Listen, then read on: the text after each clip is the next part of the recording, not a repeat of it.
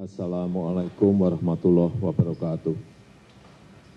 Selamat sore, salam sejahtera bagi kita semuanya.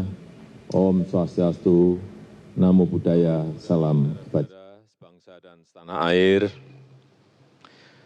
penyebaran COVID-19 telah benar-benar memperlambat perekonomian dunia, termasuk perekonomian di negara kita Indonesia. 186 negara telah terpapar virus corona. Pemerintah terus bekerja keras untuk mengantisipasi hal ini, untuk mempertahankan daya beli masyarakat, untuk mengurangi risiko PHK, dan mempertahankan produktivitas ekonomi, produktivitas masyarakat di seluruh wilayah tanah air Indonesia.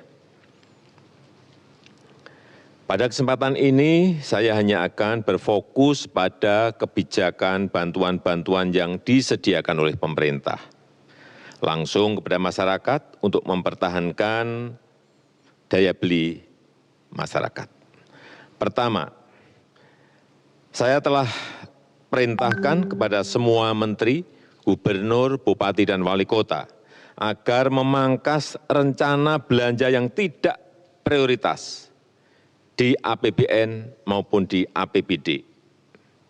Anggaran perjalanan dinas, pertemuan-pertemuan yang tidak perlu, dan belanja-belanja lain yang tidak langsung dirasakan oleh masyarakat harus dipangkas.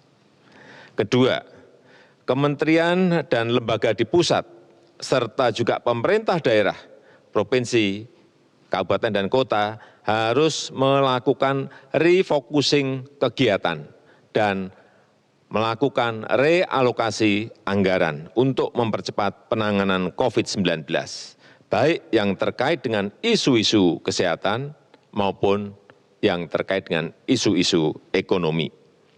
Landasan hukumnya sudah jelas. Hari Jumat yang lalu, tanggal 20 Maret 2020, telah saya tanda tangani Inpres nomor 4 tahun 2020. Selain memerintahkan refocusing kegiatan dan relokasi anggaran, Inpres ini juga memerintahkan untuk percepatan pelaksanaan pengadaan barang dan jasa untuk mendukung percepatan penanganan COVID-19. Sekali lagi, bukan hanya untuk penanganan kesehatan masyarakat, tetapi juga untuk penanganan dampak ekonomi masyarakat. Yang ketiga, saya minta kepada kementerian dan lembaga dan juga pemerintah daerah, provinsi, kabupaten, dan kota, agar selain menangani isu kesehatan masyarakat, kita juga harus menjamin ketersediaan bahan pokok dan mempertahankan daya beli masyarakat, utamanya masyarakat lapisan bawah.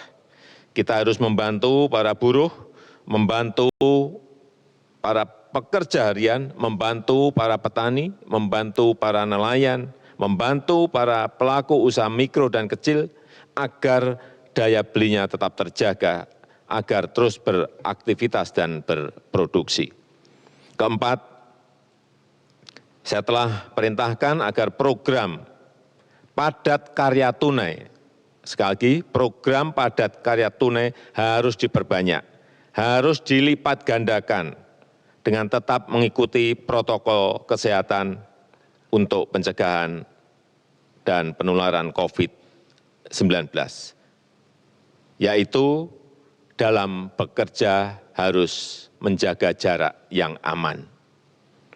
Program padat karya tunai di beberapa kementerian seperti Kementerian PUPR, Kementerian Perhubungan, Kementerian Pertanian, Kementerian KKP harus segera dieksekusi.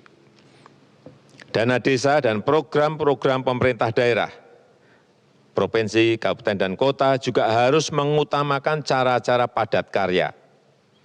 Ini akan membantu masyarakat, membantu para petani, para buruh tani, para nelayan di pedesaan di seluruh tanah air.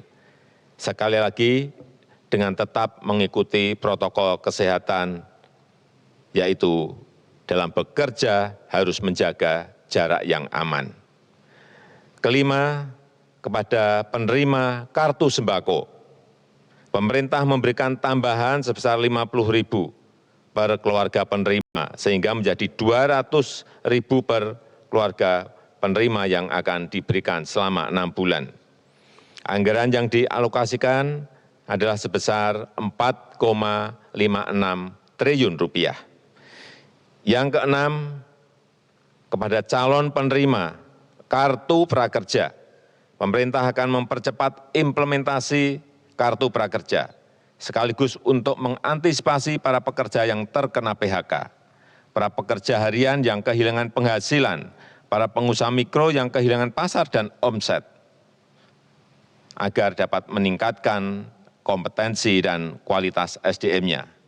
Alokasi anggaran yang disediakan di dalam kartu prakerja ini adalah sebesar 10 triliun. Sehingga nanti setiap peserta kartu prakerja akan diberikan honor insentif 1 juta per bulan selama 3 sampai 4 bulan. Yang ketujuh, untuk membantu daya beli pekerja di sektor industri pengolahan, pemerintah akan membayar PPh pasal 21 yang selama ini dibayar sendiri oleh para pekerja, dalam rangka memberikan tambahan penghasilan kepada pekerja di industri pengolahan. Alokasi anggaran yang disediakan sebesar 8,6 triliun rupiah. Kedelapan, kepada para pelaku UMKM, OJK, Otoritas Jasa Keuangan, akan memberikan relaksasi kredit UMKM untuk nilai kredit di bawah 10 miliar untuk tujuan usaha, baik itu kredit yang diberikan oleh perbankan maupun oleh industri keuangan non-bank. Asalkan digunakan untuk usaha, akan diberikan penurunan bunga dan penundaan cicilan sampai 1 tahun. Oleh karena itu, kepada tukang ojek, kepada supir taksi yang sedang kredit kendaraan bermotor dan kredit mobil, nelayan yang sedang kredit perahu tidak perlu khawatir, pembayaran bunga dan angsuran diberikan kelonggaran 1 tahun.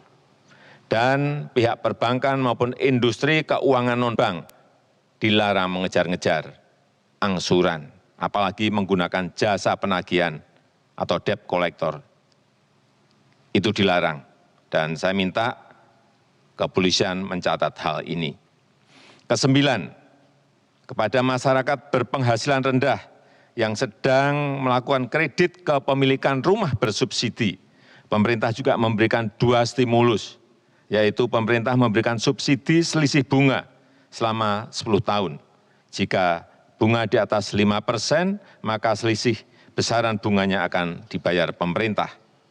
Pemerintah juga memberikan subsidi bantuan uang muka bagi yang akan mengambil kredit rumah bersubsidi. Anggaran yang disiapkan 1,5 triliun rupiah. Saya mengajak seluruh jajaran pemerintah, baik di pusat maupun di daerah, sampai ke level kelurahan dan desa, untuk selalu tanggap terhadap situasi kesehatan dan kondisi ekonomi masyarakat. Kita harus kerja keras, kita harus bersatu dan bergotong royong menghadapi tantangan ini. Terakhir, saya juga mengapresiasi gerakan masyarakat yang telah turut mensosialisasikan, memasyarakatkan physical distancing atau jaga jarak aman, yang terus mengingatkan kita semuanya untuk berdisiplin. Karena hanya dengan kedisiplinan yang kuat, kita dapat mencegah penyebaran COVID-19. Percayalah, kita bangsa besar, kita bangsa petarung, bangsa berjuang. Insya Allah kita bisa, insya Allah kita mampu dalam menghadapi tantangan global yang berat sekarang ini. Terima kasih, saya tutup. Wassalamualaikum warahmatullahi wabarakatuh.